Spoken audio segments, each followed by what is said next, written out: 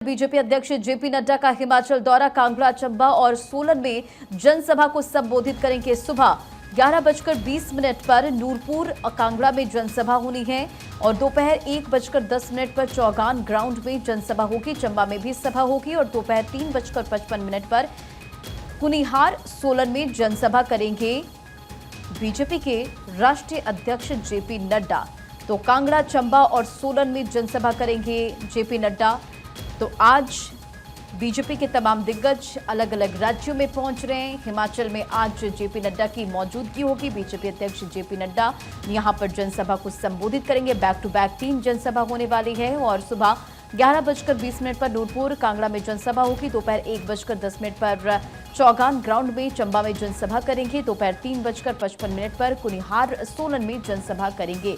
तो back to back 3 जनसभा। जाहिर तौर पर जनसभा के जरिए बीजेपी प्रत्याशी के पक्ष में वोट की अपील करने के साथ साथ विपक्ष पर जमकर निशाना साधेंगे। इससे पहले की जनसभाओं की अगर बात करें तो तमाम दिग्गज जनसभा करते हुए मोदी के 10 साल के कार्यकाल का जिक्र करने के साथ साथ विपक्ष पर जमकर उन्होंने निशाना भी साधा है। और चलिए एक बार फिर से अखबारों का जिक्र अगर हम करें तो शेयर मार्केट की बात होगी, जहां सेंसेक्स 253 अंक की तेजी के साथ 73,917 पर बंद। निफ्टी में भी 62 अंक की बढ़त इसमें रही है। महिंद्रा एंड महिंद्रा का शेयर टॉप गेनर इस दौरान रहा है। तो शेयर मार्केट से जुड़ी हुई बड़ी अपडेट है कि महिंद्रा एंड महिंद्रा का जो शेयर है वो टॉप गेनर की लिस्ट में सबसे ऊपर रहा। निफ्टी की बात करें तो वहां पर 62 अंक की बढ़त इसमें देखने को मिली है। तो ये बड़ी जानकारी सेंसेक्स से जुड़ी हुई। 253 अंक की तेजी इसमें दर्ज की गई। इसके साथ ही साथ 73,917 पर ये बंद हुआ। चलिए बात कुछ और खबरों की करेंगे। विप्रो के सीईओ अमित चौधरी ने इस्तीफा दिया है। आपको बता दें कि कंपनी ने उनकी जगह संजीव जैन को चीफ ऑपरेटिंग ऑफिसर बनाया। तो सीओओ आपको बता दें किस तरीके से अपने इस पद से उन्होंने इस्तीफा दिया है। विप्रो के सीओओ अमित चौधरी ने इस्तीफा दिया है और कंपनी ने उनकी जगह संजीव जैन को चीफ ऑपरेटिंग ऑफिसर बनाया है। बढ़ते हैं आगे। हवाई यात्री एक साल में 15 करोड़ यानी कि 13% बढ़े हैं। घरेलू ट्रैफिक प्री कोविड से 21% अधिक है। 106% रिकवरी और दुनिया में सबसे ज्यादा घरेलू मार्गों पर यात्रियों की संख्या टूटा रिकॉर्ड। एयरलाइंस में 3 से 4 हजार करोड़ घाटे की आशंका जताई जा रही है। तो कुल मिलाकर जो ट्रैवलिंग की संख्या है, एयर ट्रैवल करने वाले यात्रियों की संख्या है, उसमें इजाफा देखा गया है। एक साल की अगर बात की जाए तो एक साल में 15 करोड़ यानी कि 13% जो यात्री हैं वो बढ़े हैं। रंजना, बढ़ते आगे और अगली बड़ी खबर। जयपुर में बनेगी forensic university. ED, CBI, NIA अफसर यहां पर ट्रेनिंग लेंगे और गृह विभाग को एफएसएल ने सौंपा है इसे लेकर ड्राफ्ट। डिप्लोमा, ग्रेजुएशन, पीएचडी सहित 50 कोर्स यहां पर होंगे। डिनर फिंगरप्रिंट और ड्रोन फॉरेंसिक रिसर्च भी यहां पर होगी। तो ये बड़ी जानकारी आपको दे रहे, जहां जयपुर में बनेगी forensic university. ED, CBI, NIA अफसर लेंगे ट्रेनिंग और गृह विभाग को एफएसएल ने इसे लेकर ड्राफ्ट की कॉपी सौंप दी है। डिप्लोमा, ग्रेजुएशन, पीएचडी सहित 50 कोर्स यहां पर होंगे और डिनर फिंगरप्रिंट और ड्रोन फॉरेंसिक रिसर्च भी यहां पर होती हुई नजर आएगी। और अब चलिए बात आईपीएल की जीत के साथ खत्म हुआ लखनऊ का सफर। लखनऊ ने मुंबई को 18 रन से हराया। रोहित, नमन की मेहनत पर यहां पर लेकिन पानी फिरता हुआ नजर आया। निकोलस के साथ राहुल ने भी अर्धशतक यहां पर जड़ा। आगे बढ़ते हैं बात कुछ और खबरों की। रोनाल्डो दूसरी बार विश्व के सबसे अमीर खिलाड़ी बने हैं। आपको बता दें कि फोर्ब्स ने 50 एथलीट्स की सूची जारी की है, जिसमें गोल्फर रहम पहली बार शीर्ष 5 में है। इसके अलावा अगर लियोनेल मेसी की बात करें तो वो तीसरे स्थान पर इस वक्त बने हुए हैं। बात तमिलनाडु की करेंगे। तमिलनाडु में भारी बारिश के बाद बाढ़ जैसे हालात हो गए हैं। तेनकासी में वाटरफॉल का जलस्तर बढ़ चुका है। सड़क पर जल सैलाब आ चुका है। लोग परेशान हो चुके हैं। अब तस्वीरें भी आपकी टीवी स्क्रीन पर आप देखें किस तरीके से सड़कें समंदर में तब्दील हो चुकी हैं। और अगर वाटरफॉल की आप बात करेंगे तो यहाँ पर भी बहुत तेज़ी के साथ देखिए पानी किस तरीके से बह रहा है। ऐसा लग रहा है कि पहाड़ों से सीधा सीधा सड़कों पर ही पानी आ गया हो। लोगों का चलना यहाँ पर मुश्किल हो चुका है। जो गाड़ियाँ वो बह रही हैं। लोगों को रेस्क्यू भी किया जा रहा है। भारी बारिश हुई जिसके बाद हालात बद से बदतर हो गए, भयंकर हो गए और लोगों से ये अपील की गई है कि अगर बहुत ज़रूरी काम है तो ही आप घरों से बाहर निकलिए, वरना ये सैलाब जान भी ले सकता है।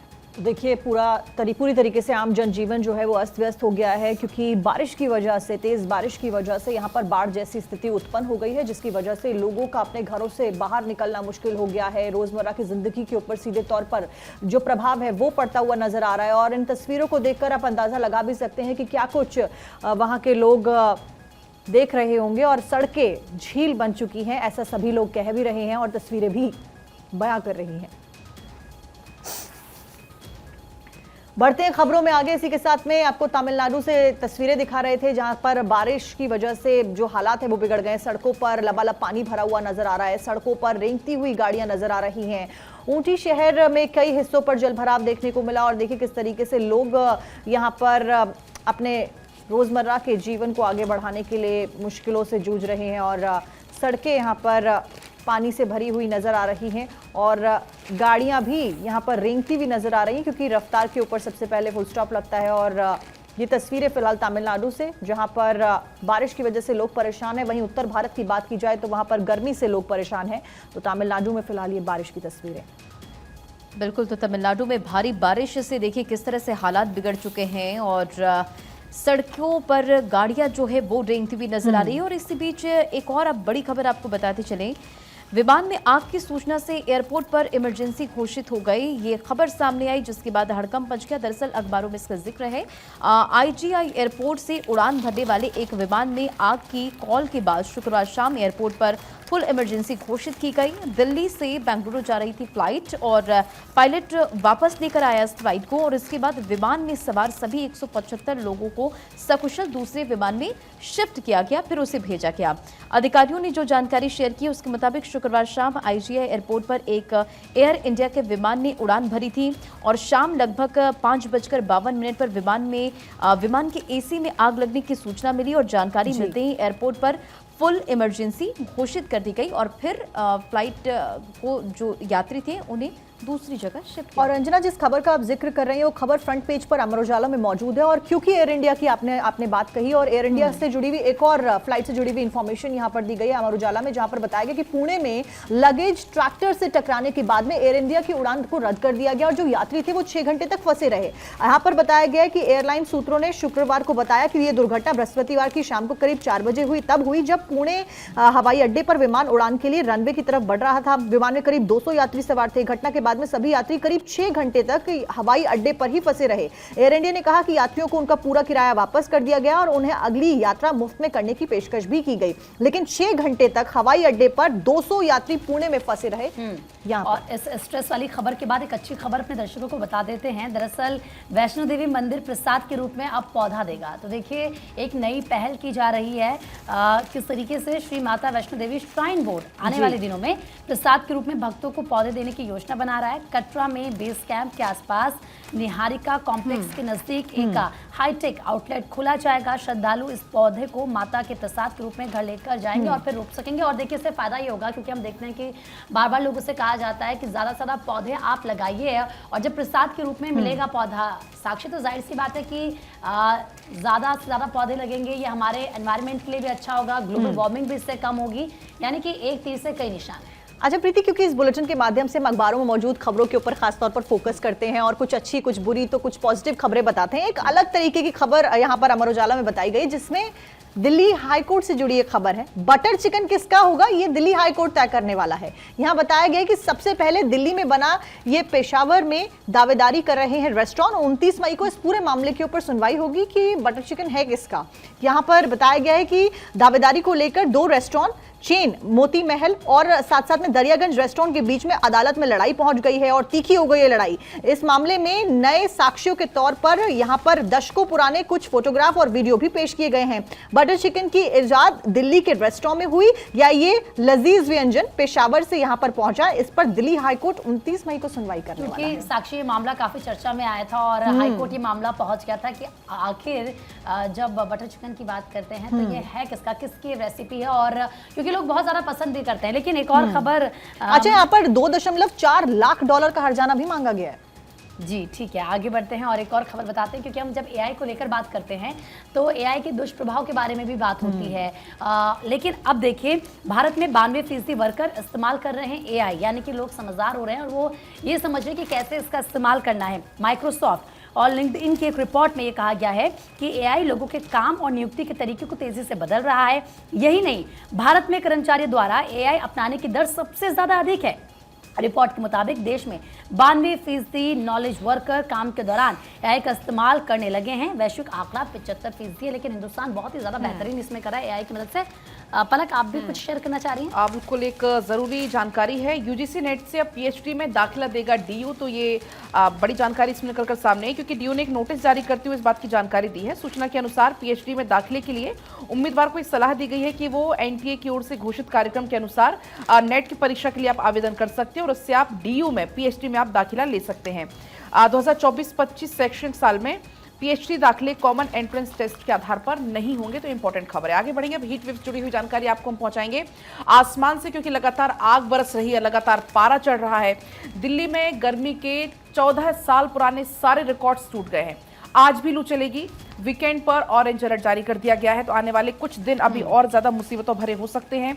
और ऐसे में, क्योंकि देखिए दिल्ली में अब 25 मई को वोटिंग भी होनी है, वो तारीख बहुत नजदीक है, और ऐसे में कहा जा रहा है कि वोटिंग वाले दिन 45 डिग्री सेल्सियस से भी पारा ऊपर होगा।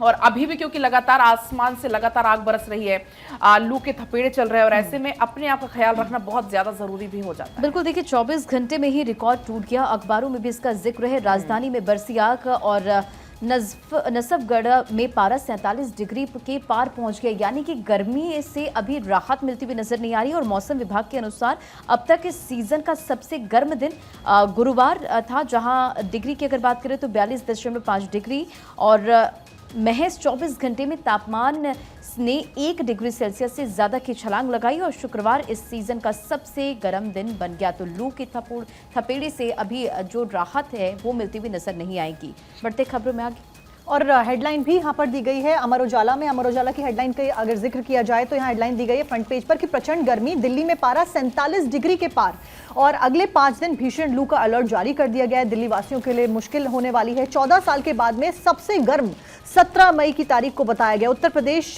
में आगरा से सबसे गर्म है।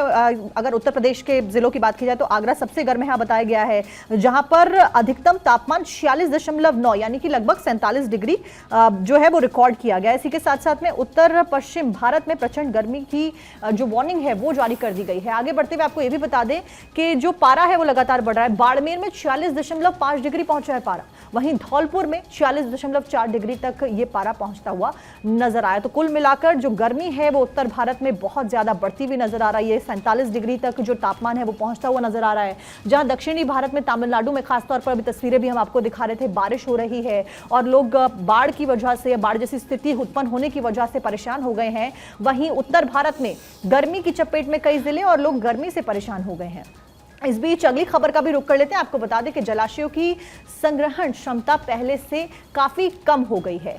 ये संख्या घटकर 25% हो गई है। केंद्रीय जल आयोग ने एक रिपोर्ट जारी की और इस रिपोर्ट के माध्यम से बताया कि किस तरीके से जो जलाशय हैं उनकी संग्रहण क्षमता पहले से काफी कम हो। बिल्कुल, बहुत सारी खबरें बता दी है साक्षी आपने। अब कुछ और खबरें हम भी बता देते हैं। पहाड़ों में देखिए किस तरीके से भीड़, ऑफलाइन रजिस्ट्रेशन बंद करने से हालात काबू में। दरअसल आप देखिए, क्योंकि हम आपको सुबह भी बता रहे थे कि चारधाम यात्रा इस वक्त लोग कर रहे हैं, कपाट खुल चुके हैं, भारी भीड़ वहां पर हो रही है। अब ऑफलाइन रजिस्ट्रेशन जो है उसको बंद किया गया, जिसके बाद थोड़ी सी भीड़ काबू में आई है। 2 लाख से ज्यादा श्रद्धालु केदारनाथ पहुंचे। सोचिए, अभी कुछ दिन हुए हैं कपाट खुले हुए और केदारनाथ 2 लाख से ज्यादा श्रद्धालु पहुंच चुके हैं, और इसीलिए ये फैसला लिया गया है कि ऑफलाइन रजिस्ट्रेशन बंद रहे, हालात काबू में हो। यमुनोत्री मार्ग अब सुगम है, वहां की तस्वीरें भी कुछ सामने आई थी, पर गंगोत्री पहुंचने में अभी भी 12 घंटे लग रहे हैं। और जब आप पहाड़ों में जाते हैं तो रेंग रेंग कर गाड़ियां पहले से ही चल रही होती हैं, और सोचिए जब ट्रैफिक जाम वहां पर हो जाए, भारी भीड़ वहां पर हो, तो किस तरह के हालात हो जाते हैं। और इन्हीं हालातों को देखते हुए प्रीति सोचने पर मजबूर कर देने वाली ये खबरें हैं। बिल्कुल सही कहा आपने रंजना।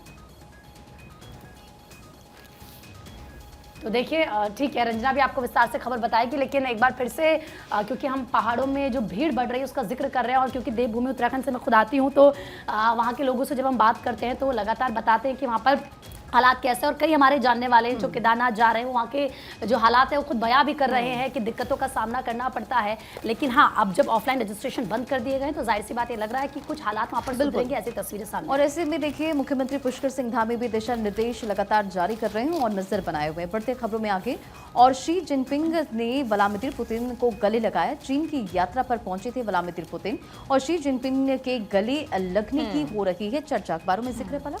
आप बिल्कुल, अखबारों में जिक्र, और इसमें प्रधानमंत्री मोदी का जिक्र भी इस खबर में है।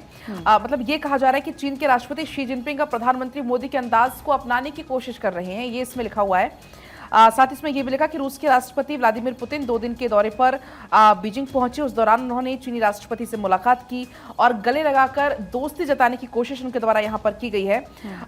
ये जो तस्वीर है वो जमकर वायरल भी है। उन्होंने पुतिन को 2 बार गले लगाया। जिनपिंग के पुतिन के गले लगने वाले इस व्यवहार की पूरे दुनिया में चर्चा हो रही, इस तस्वीर की पूरी दुनिया में चर्चा हो रही है। आगे बढ़ेंगे, एक और बड़ी खबर आपको बताएंगे। इसी बीच बांग्लादेश दूतावास से ठगी, फिर से बेंगलुरु के 5 स्टार होटल में ऐश। मुंबई पुलिस ने महाठग को अरेस्ट कर लिया है। 5 स्टार होटल में छिपा था कृष्ण कुमार शर्मा। तो ये बड़ी जानकारी है बांग्लादेश दूतावास से जुड़ी हुई, जहां पर ठगी का आया मामला सामने और 5 स्टार होटल में छिपा हुआ था, जिससे गिरफ्तार कर लिया गया है। बेंगलुरु के 5 स्टार होटल से हुई है ये गिरफ्तारी। और चलिए बात छत्तीसगढ़ की करेंगे। बड़ी खबर मिल रही है, सुकमा में नक्सलियों से मुठभेड़ की जानकारी। डीआरआई जवानों की नक्सलियों से मुठभेड़ हुई है। मुठभेड़ में एक नक्सली मारा गया है। इलाके में जवानों का सर्च ऑपरेशन जारी है। तो देखिए किस तरीके से सुकमा, क्योंकि नक्सली इलाका ये है, नक्सल प्रभावित इलाका ये है, और ऐसे में यहाँ पर नक्सलियों से मुठभेड़ हुई है। ये बड़ी खबर मिल रही है। और आपको ये भी बता दें, जानकारी ये मिल रही है कि डीआरआई जवानों की नक्सलियों से मुठभेड़ हुई है। मुठभेड़ में एक नक्सली मारा गया है। लगातार आप देखिए नक्सलियों के साथ मुठभेड़ की जानकारियां पिछले कुछ दिनों से मिल रही है। गृह मंत्री अमित शाह ये स्पष्ट कर चुके हैं कि या तो जो नक्सली हैं वो सरेंडर करें, वरना उनका खात्मा तय है। जवानों पर घात लगाकर ये नक्सली अटैक करते हैं और ऐसे में मुठभेड़ की तस्वीरें सामने फिलहाल सुकमा से आ रही हैं। और देखिए बिल्कुल फिलहाल ये बड़ी खबर छत्तीसगढ़ से, नक्सल प्रभावित इलाका छत्तीसगढ़ सुकमा में नक्सलियों के साथ में मुठभेड़ की जानकारी मिल रही है। सुरक्षा बलों और नक्सलियों के बीच में मुठभेड़ हो रही है। डीआरआई के जवानों ने नक्सलियों से मुठभेड़ जारी है। मुठभेड़ में एक नक्सली ढेर हुआ है, तो ये सफलता भी सुरक्षा बलों के हाथ में लगी है। तो बड़ी खबर छत्तीसगढ़ से। शीशे और मेटल के मांझे पर अब बैन लगेगा। निर्माण और बिक्री के ऊपर रोक के लिए कानून बनाने पर विचार किया जा रहा है। मांझे से हादसे पर मुआवजे के लिए नई नीति बनाई जाएगी, क्योंकि कई सारी खबरें ऐसी सामने आई है। हमने आपको बताई भी किस तरीके से मांझा जो होता है बहुत शार्प होता है, जिसकी वजह से लोगों को काफी ज्यादा नुकसान हुआ है, चोटें लोगों को आई और यहाँ तक कि जान भी लोगों की जा चुकी है मांझे की वजह से। और इसी वजह से शीशे और जो मेटल के मांझे हैं उसके ऊपर बैन लगाने के लिए नीति बनाई जा रही है, चाहे वो उसका प्रोडक्शन हुआ या फिर उसका जो सेल है वो हुआ।